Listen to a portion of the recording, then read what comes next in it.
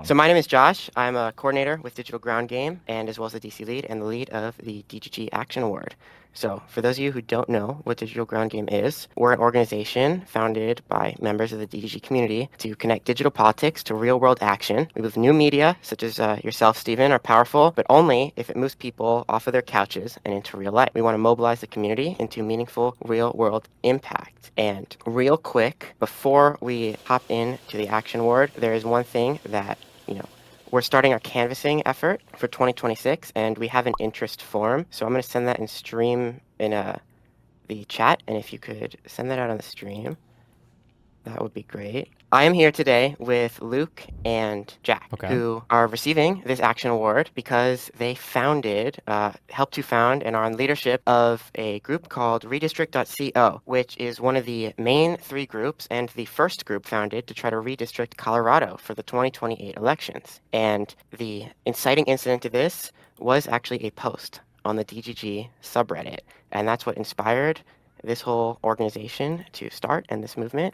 Winners receive a pinned Reddit post, a Discord shoutout, featured article in the Pragmatic Papers, and a stream appearance. With that, I would like to turn it over to Luke and Jack, who are going to talk about some Colorado redistricting. Sweet. Yeah. So first and foremost, thank you to DGG for presenting the award, being awesome and organizing this. But yeah, my name is Jack. I'm the secretary for our Colorado COERA, which is Colorado Early Redistricting Response Act. So pretty much, we'll get into our goal in a minute. But yeah, I just want to say I've been an avid member of the community for about part of 10 years now, probably, so ever since that Jesse Lee Peterson interview. And pretty much I was in the formative years of my life, back then, and through this stream, all the brain rot that I've been able to get from all your wonderful takes, and then also real world, taking debate classes and stuff, I kind of gravitated towards politics, economics, and the law. I just graduated from University of Colorado with my economics and my political science degree. Cool. And so now I'm about to go to law school. Trump is over my politics everywhere, economics everywhere, and the law everywhere. So I just want to fuck him back. So that's why I'm here. Okay. Luke? So I'm the media manager for COERA here. I'll go through a bit of our early history, and then we'll kind of dive into the process.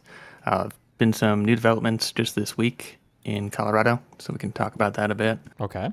So, right, and this was kind of just our initial motivation. Everybody watching the stream, I'm sure we saw what happened in Texas, where Trump basically just called Abbott and demanded more seats so that he could do whatever the heck he wants. Right? I don't think he even has any plan to help the Republican Party here. It's just whatever Trump wants. And since then, it's been Florida, it's been Ohio, it's been Missouri. These all have their own redistricting. I'm sure, as you're familiar with.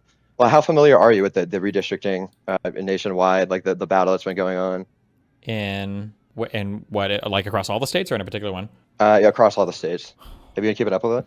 A little bit, but not in particular, no. Okay. Well, as we'll show, and we're looking to have a very slim majority in the House, either way you cut it. So we'll jump into it. Yeah, we have some maps we can show in a second here, just kind of show the current status and why Colorado is so important. But rewinding a little bit, so it all started with a post on the Destiny subreddit. A young guy named Jorge, he had a draft measure called the Defensive Gerrymander Guard Act, DGG Act. It's kind of our initial name there.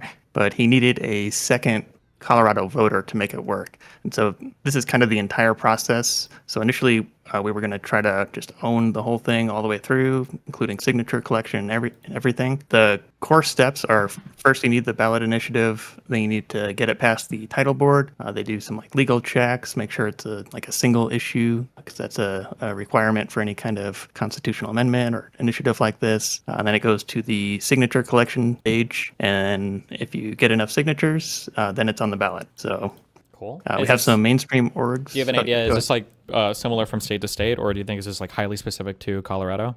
I think it would be fairly similar. Some things are specific, like the single object laws. Basically, they want to make sure that there's each initiative is only focused on a single change, and it's easy to understand. Sure. Those things are kind of specific to Colorado. Yeah. Okay. So and we got some early attention here from some of just the local press. So I'll play a short clip from one of the kind of big local news organizations here. Like if you talk to people in Colorado, they'll probably point to this 9 News as just a basic source of info. Then something curious happened here. It was a filing for a Defensive Gerrymander Guard Act that came in late Sunday night. If this idea was passed by the state legislature or approved by voters, it would allow the Democrats, who control every lever of politics in Colorado, to skirt our independent redistricting process and do a purely political redraw of the map. You can probably hear some skepticism there. Sure. Most of that just comes from people who support that the independent commission. Okay. Yep. Jack, do you want to get into that a bit more? Yeah, so like the ironic thing is, right, like Trump has been literally every like a facet of society here. Mhm. Even this local news organization that we just showed off, 9 News, it's like the quintessential local news for Colorado, like Luke was saying. And Trump has pretty much said that he's in talks to buy 9 News. I think that's actually since gone through. So to merge with a bunch of other news stations in his campaign against fake news. So that's the ironic part here. So we're rapidly losing a lot. Gotcha. Yeah. So that was pretty early on before the mainstream state level Democratic orgs got involved in this. Yeah. So once they did, we kind of switched focus to more of an advocacy campaign. We've had some success with that. So this is from a happy hour event that we threw. Ended up with about 40, 45 people showed up to that just to talk politics with us and plan next steps. So that was pretty cool. Yep. Yeah, we got it kind of introduced. There was a bunch of us around September, October, where we saw your informal organization kind of formalizing all our bylaws and stuff. Mhm. And then we kind of brought a bunch of us in the politics community. We have some former Gov staffers and stuff. I've worked on a few political campaigns. I decided we would jump in and try to professionalize the process here. And so, ever since then, we've been the social media arm of this effort in Colorado. Cool. Okay. You said this thing was this was just purely, it must have been just a local thing, right? You said you had 35 to 40 people show up. What percentage of them were from outside of, I guess, any DGG related thing? Does that make sense what I'm asking? Yeah, were most of these I people would from say the a DGG good chunk circuit? of them. Okay. All right. Cool. Yeah, we're getting some ground, definitely. Our social media is taken off and kind of expanding outside of just the realm of your community and GGG in general. Gotcha. But there were definitely a bunch of people there from GGG as well. So Yeah, I'd say maybe roughly 1/3 was from GGG. Yeah, That's pretty low. That's pretty good if you're getting that many other people showing up. For a local event, 40 to 45 people that's a decent turnout for. And this was centered on just your ballot initiative, or was this a broader? Well, by this point we had shifted focus to just on redistricting statewide. So we're willing to back anybody who can make that happen. Yeah. Okay. Yeah. Cool. Okay. And let's see. So these are the sister organizations involved here. So Colorado Draws the Line. That's the big statewide group. They're the ones, you'll find their name on all the ballot initiatives. They'll be organizing local volunteers. So if you're in the Colorado area, you want to get involved, that's the name to look up. Yep. And Colorado for a level playing field, that's the big national group. Jack, you want to jump in? Oh, no, sorry, I cut you off. You get your best. Yeah, just going to say, that second org is going to be where a lot of the big national money will come from. So they'll be running some ad campaigns and that kind of thing, but there's restrictions on how they can work with local, state level groups. Sure. But we're all just kind of roughly pulling in the same direction.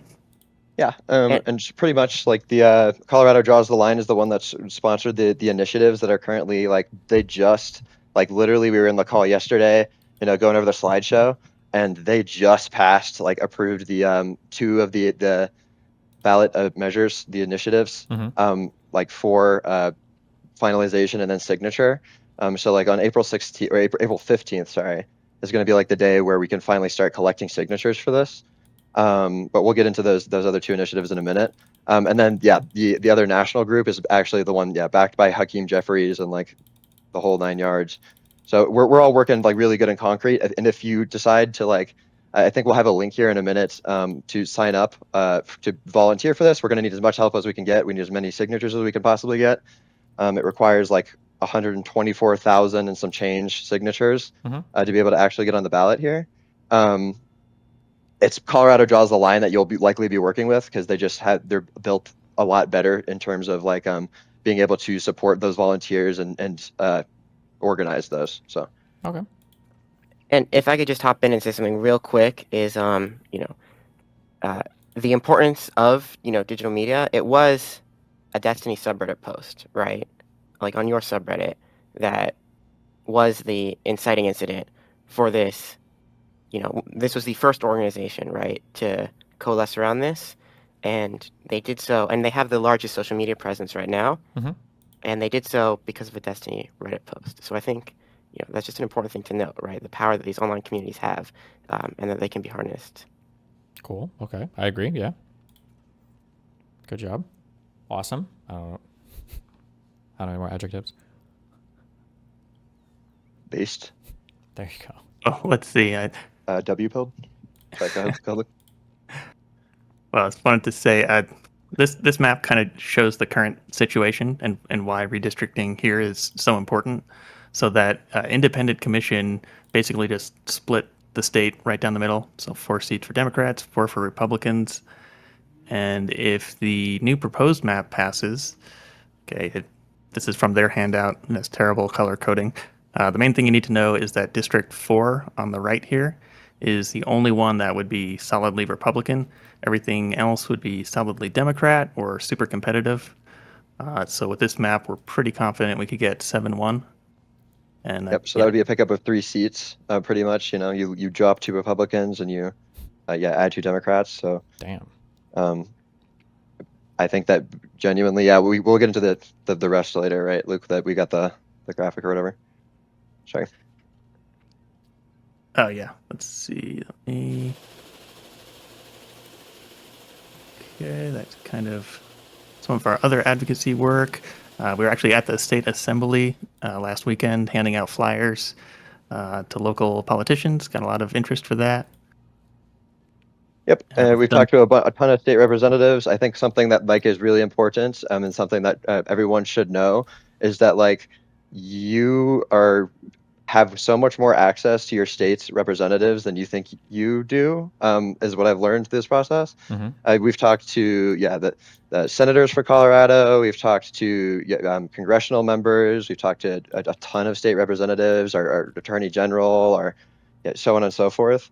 And these small conversations, they're not negligible and being able to shift the balance of whatever's going on, and at least at the local and state level, right? And so I think that empowering yourself and those around you to get up and start doing something, I think is something that we a highlight, something that we want to highlight rather. Okay. I agree. Yeah. Also, if you've got, I don't know how much you guys have done in terms of working with people, whatever, but doing cold calls and everything sucks mega ass. But if you've got even one physical meeting with a person, it makes it a lot easier to have an actual conversation with them or follow up with an email or do a phone call or get a favor, whatever. Meeting people in real life is really good, especially at a local level. Yeah, for sure. And they're always doing public events. So if you could just become a face they recognize and they know your issue, they know they're going to have to speak to it if they go out in public, that alone can really push things along. All right, so this is kind of the current situation here. So Colorado Draws the Line has basically set up 2 different paths forward, and they've passed 3 different ballot initiatives to support that. So the first one is 240 on the left here. That needs 55% voter approval, and it would just be a temporary map. So basically exactly the same as what California did with Prop 50. And then it would go right back to the independent commission. So it's just kind of a middle ground, but the major roadblock there is just hitting that 55% margin, because there's going to be a lot of public opposition to this coming from Republicans. We can talk more about that in a bit. And then the second option would actually change the legal status of that independent commission, basically take them out of the Constitution and just make it a statute. So at that point, it's easier to change. And then 242, the second part of that would be implementing a temporary map for 28 and 30. Gotcha. So same Cool. same as 240. I was gonna ask though. So like, I know that you've made the argument in the past that like this craziness with the Republicans like started way before Trump, right? Like all the way back to like even the Gore election, right? Yeah. And forward. Do you think that this like craziness will continue to go forward into the future? Because that would affect like what initiative that ultimately ends up getting supported here. Like these are the kinds of things we need to be considering when we're making this decision. That what crazy? That like everybody fighting over like redistricting and everything? Well, just in general, like the rise of fascism, the like ridiculous extents to that Republicans have gone to fight dirty, like deny Supreme Court picks, like Just the way they abuse the law, basically. I mean, I think that exactly. like I said, I think if Democrats start fighting back on it, I don't think Republicans would be as excited to continue to fight on it because eventually they're going to realize they're going to have political prices they're going to have to pay. I think the only reason they do right now is just because they can get away with it without any consequences to their movement or their political program, basically. But I guess we'll see. We'll see what the Democrats do when we get into power next, right? 2028, 2026 too, hopefully. And Colorado's a great state to do this in because, I mean, you can see just by the issues, Trump is super unpopular here. I mean, Kamala won by a pretty solid margin. I think even by historic margins. Is that right, Jack? Isn't that pretty good for Democrats? Yeah, so like the last three presidential elections are pretty much like the biggest margins that we've seen swing for Democrats in Colorado history, pretty much. So it's kind of, we're in a weird spot, right, where we have that independent redistricting committee, but like the state's becoming increasingly bluer and increasingly, falling out of favor with Trump, even more so than we already were, right? Mm-hmm. Which we've never been a red state, so. Yeah, and California kind of led the way on this. So we've tried to mirror our effort on what they did, pretty much. If I can hop ahead here a little bit. All right, these are the results of the initiative in California. So it ended up passing with 2/3 support. But if you go back and look at like the early polling on this, it was basically flipped. Like 2/3 were in opposition because they liked the independent commission so much. Mm-hmm. But Newsom, he ran a good campaign in favor, was able to completely flip that around. So that just makes us think like if Democrats fight for this, that will win. So that would be really huge. And it would put Colorado on this map, hopefully cancel out Montana and Ohio. Base. So that would be really cool. Yep, so pretty much just a map of how things stand. You can see like the number of seats that different places are picking up. Obviously, the darker states are the ones that have already been able to pass the initiative to redistrict, and then the lighter states are the ones who have something pending, right? And so yeah, we need as many Democratic states. Like if you're in a Democratic state, like I don't know, Washington, Oregon. I would encourage you, go out, make your own organization, do what we're doing here, because we're going to need as much help as we can possibly get to try and check the power of Trump here and legitimize the will of the people here as his approval ratings continue to drop, right? Yeah, I agree. Yeah, I think it's an important mission. Good job. Yeah, and I just want to add, I don't know if you're familiar with the Supreme Court, and they're potentially poised to overturn parts of the Voting Rights Act, right? And so that's a reason why the Democratic response is so significant as well, right? Because, we need to make sure that we, even past the 2026 midterms, we need to make sure that we're able to have a majority in 2028 and beyond so that we can't, the Republicans sort of keep doing what they're doing. Cool. Okay. I don't know how much around this, but I agree. Yes, it's good. Good times. Yeah. Anything else? Let's see. I'll skip ahead to some of our opposition here. So these are the guys trying to basically block the new maps. So they actually ended up passing their own initiative through the title board, which is also going to signature collection. And they're sort of framing their argument as some kind of like moral high ground, which is funny for Republicans for multiple reasons. but it would set these 3 conditions towards the bottom here, basically prohibiting any map that intentionally favors a political party. So they are making the opposite argument that Texas did to justify their move. Probably read a bit into that and some of their sincerity there. Yeah, I think something similar Yeah. happened with I think with California because of the dumb arguments that came from Bondi to the Texas AG and everything for But they'll use any argument they can for whatever state. Yeah. So, Stephen, when Yes, the Republicans try to take the moral high ground, right? In your experience, especially when talking to independents, what's the best way to sort of counter that argument and that perception? I don't know. I have no idea. That's a really broad question. I mean, for what you Do you guys have are doing, any- it's getting people to build a coalition of local people that push this through your smaller representatives or your state level representatives, and then you run ads and go in media and talk about it. Yeah. For sure, for sure. And then I have another question too. This is like kind of just maybe general. I know you like obviously you've done debates with people all over this political spectrum and stuff, and had a lot of conversations. And like our like take on the ground is that we think that we're gonna have to sway. There's gonna be a very close, like razor thin margin if this initiative passes or it doesn't pass. And so we're gonna have to try and swing some independents to do this. Do you have any like insight on how to convince like independent people in general on such like a partisan issue? I think that's you've got to like it's a unique position to be in On such a partisan issue, you mean like with regards to redistricting, like yeah. redistricting? Mhm.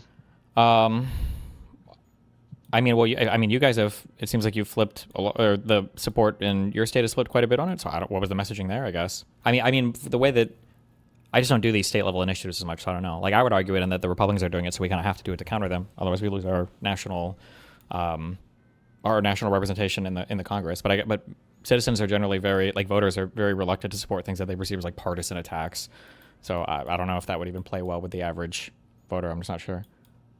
Oh, at least luckily in Colorado, there's really strong negative sentiment towards Trump specifically. Mm-hmm. So that's probably going to be a pretty big focus of the campaigns to pass the new maps. It's just framing it as a way to fight back against Trump. But Yeah, that's good. They, this redistrict.co is acting as the social media arm of this, and the link should be dropping in DGG chat very soon. There are like 8,000 people watching the stream, right? There's no reason why they should not have 8,000 followers on Instagram and TikTok after this.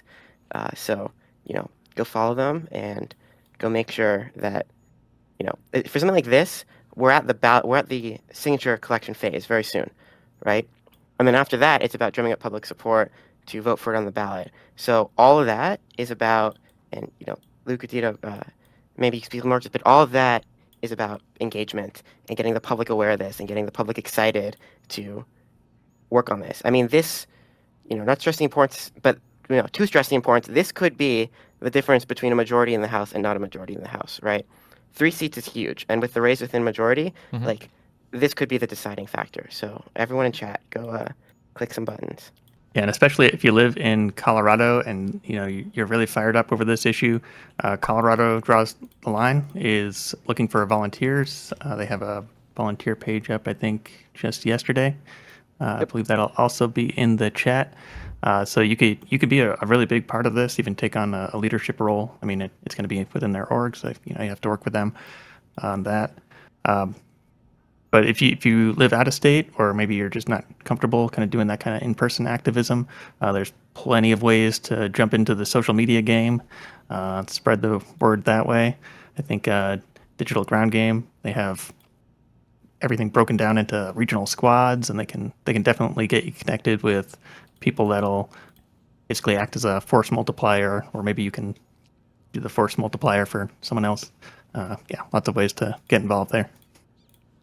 Cool. Awesome. And my thing is like there are millions of people out there actively right now, whether you're in like an immigrant community, whether you're like at the gas pump or like in the court of law, who are getting fucked over by this administration right now. And that means that there's millions of people out there who want to make a change, who want to see something happen. You can't rely on the other 999,000 people to do this.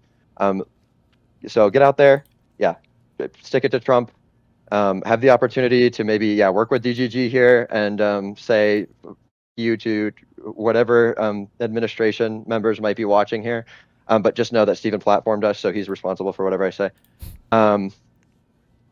And